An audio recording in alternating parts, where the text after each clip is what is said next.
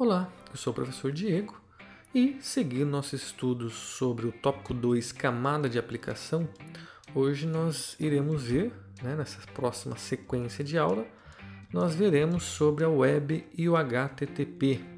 Nesse tema, nós vamos falar sobre a descrição geral do HTTP, conexões persistentes e não persistentes, vamos falar sobre o formato da mensagem HTTP, interação usuário-servidor, usando aí cookies para essa interação. Vamos ver sobre caches web, falando um pouco sobre proxy, e também veremos sobre o HTTP na sua versão 2. Então a gente inicia falando sobre a descrição geral do HTTP. Bom, primeiro vamos fazer aí uma rápida revisão, Então uma página web ela é constituída de objetos. Cada um deles pode ser armazenado em diferentes servidores da web, certo? Mas o que vem a ser então um objeto? Então podemos entender como objeto um próprio arquivo base HTML, uma imagem JPEG, PNG, GIF, um arquivo de áudio, vídeo, Todos esses tipos de arquivo pode ser considerado como um objeto, tá? A página da web consiste em um arquivo base HTML, sendo que esse arquivo base HTML ele pode incluir vários objetos na forma referenciada, cada um endereçável por uma URL. Então nós vamos aqui entender que quando nós digitamos, por exemplo, no navegador, o www.algumnome.edu, por exemplo, nós estamos, na realidade, especificando qual o nome do host, até essa primeira barra aqui. Após a barra, a gente tem nome do caminho, ou seja, o local onde nós podemos encontrar os demais objetos que nós comentamos aqui anteriormente. Então, quando a gente observa o nome de domínio, na realidade nós estamos vendo aqui o nome que vai ser dado a um host. Nós já vimos em algum outro momento que esse nome aqui vai ser traduzido, através do serviço de DNS, ele vai ser traduzido por um número IP, que é o que o navegador vai encontrar para poder identificar quem que é esse host na internet, qual que é o endereço IP do host. Então vai pegar esse nome, traduzir por uma sequência numérica, se a gente estiver falando do IPv4, ou se for IPv6, nós vamos ter um outro tipo de endereço utilizando algarismos hexadecimais, certo? Mas o que quer dizer HTTP? HTTP ele quer dizer Hypertext Transfer Protocol, ou seja, é um protocolo de transferência de hipertexto.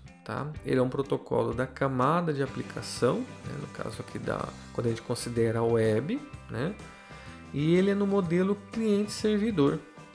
O que isso quer dizer?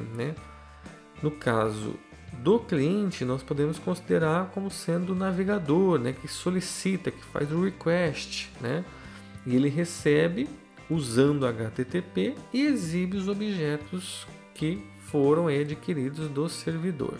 E quem que é o servidor nesse caso? O servidor web, ele envia, usando também o HTTP, objetos como resposta, como response, às requisições, ou seja, aos requests. Temos aqui um exemplo de como que isso aí pode acontecer. Então, se nós observarmos, teremos aqui, por exemplo, um PC usando, um PC executando o navegador Firefox.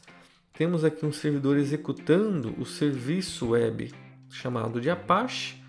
E nós temos aqui um iPhone, por exemplo, executando o navegador Safari. Então, nesse caso, o PC ele envia uma requisição ao servidor e o servidor responde essa requisição de diversas formas, por exemplo, com o conteúdo solicitado. E depois pode haver uma outra requisição ao servidor de outro dispositivo que também vai receber uma resposta do servidor. Então observe que o HTTP, que utiliza essa temática de hipertexto, lembrando que hipertexto ele é o texto estruturado, que utiliza ligações lógicas entre nós, contendo o texto. onde eu posso fazer referência a objetos dentro de um arquivo HTML, por exemplo, tá? Então, ao solicitar para um servidor web, ele vai responder. Então, observe que o HTTP ele é composto, né, na sua idealização, ele é composto por duas mensagens, uma de requisição e outra de resposta do servidor. A gente vai ver ao longo desse módulo aqui do curso que ele vai se desmembrar em várias formas. A gente vai ver o que tem de interessante, o que tem de ruim, como isso foi melhorando até o que nós temos atualmente. Fazendo agora uma visão geral, né, continuando, o protocolo HTTP ele usa o TCP como protocolo da camada de transporte. Nesse caso, o cliente inicia a conexão TCP, né, ele cria um socket para o servidor, né, na porta 80, e o servidor aceita a conexão TCP do cliente. Nesse caso, as mensagens HTTP desse protocolo de mensagem da camada de aplicação, né, no caso aqui o TTP, são trocadas entre o navegador, com a finalidade aqui com a posição de cliente HTTP, e o servidor web, com a posição nessa interação entre cliente e servidor, né? No caso do protocolo HTTP, ele vai assumir aí a posição do servidor HTTP. Então, com isso, a conexão TCP é finalizada, então nós podemos entender, né, que a estrutura, a forma como é utilizado o paradigma do protocolo HTTP é o paradigma cliente-servidor, onde nós temos um cliente solicitando objetos de um servidor, né? No caso, o cliente nós podemos considerar como sendo os navegadores, web, e o servidor como sendo algum serviço rodando aí em algum computador, né, que possa prover esses objetos que são requisitados pelos navegadores, tá? Algo importante é que o HTTP ele é stateless, né? Isso daí ele quer dizer que ele é sem estado. Mas o que significa, né? Que o servidor ele não mantém nenhuma informação sobre as solicitações anteriores do cliente, ou seja, cada nova requisição é simplesmente uma nova requisição. O servidor não vai, nesse momento aqui, se importar se o cliente já solicitou ou não aquele objeto. Se o cliente está solicitando, ele não tem um histórico para consultar se aquele objeto já foi solicitado ou não e simplesmente reenvia. O conceito de ser stateless é isso, é que não guarda um histórico de interação com o usuário, com o cliente HTTP. Protocolos que mantêm o estado, eles são mais complexos comparado ao HTTP.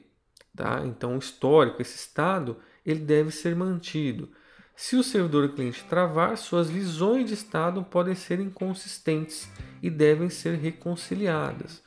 Um protocolo, por exemplo, que utiliza, né, que é um protocolo stateful, que a gente fala, um protocolo com estado, é o FTP. Tá? Então, esse protocolo FTP é um protocolo para troca de arquivos, ok? Bom, na próxima aula nós vamos falar sobre conexões persistentes e não persistentes. Até lá!